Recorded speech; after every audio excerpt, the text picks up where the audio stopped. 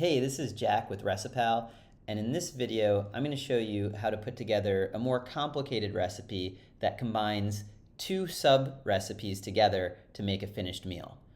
This is a really common use case for meal prep companies that sometimes have proteins and sides that can be mixed and matched together. So we're going to go with that and see how it works and showcase a lot of the features that can help you out in our system. Okay, so I'm on a notoriously annoying recipe website, but I found my recipe. It serves 6, and I can scroll down and copy the ingredients and bring that back to ReciPal.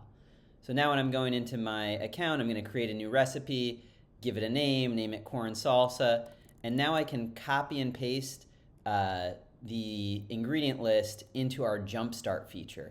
And what Jumpstart will do is it's going to search for all of the ingredients in the recipe at once and set their quantities. So all of the ingredients and amounts look good, but if I needed to make any changes, I could. I'm going to add these to my recipe and then set the yield. In this case, the recipe makes 6 servings, so I set that up and it'll generate my nutrition label based on that. Now with one click, I'm going to turn it into a sub-recipe, which lets me use this as an ingredient in other recipes. Okay, so now I'm going to go ahead and create my second recipe for the chicken dish. I could give it a name, and then this time I'm going to use the ingredient by ingredient recipe creation. So I'll start by searching for the chicken breast. I add it to my recipe. I set the amount I'm using, and I can even set a waste percentage. So in this case, I'm setting 5% waste percentage. Maybe I'm trimming fat off the chicken breast or throwing out some other scraps, anything like that. And so I can account for that here. After I search for that, I can add all the different spices I'm using. I can, change their amounts if I want to. And finally, one thing that can sometimes be forgotten is I'm going to cook this in some oil. And so I'm going to put in some olive oil, set the amount I'm using, but I'm also going to set a waste percentage on this because not all this olive oil is going to be absorbed into the dish. So if there's an ingredient you can't find in the database, you can always create your own. Right now I'm on Trader Joe's site and pretending I'm using this soyaki sauce as part of my chicken dish. And all I have to do is scroll down, take a screenshot of the nutrition information, and then I could go back to ReciPal, create my own ingredient, and I can actually just upload this photo and use the photo to autofill all the fields that are required to add this ingredient into the database. So it just takes a second to run, and then I can use this ingredient in the future. From here, I'm going to use the alternate way of setting up the yield, which is using the packaging information.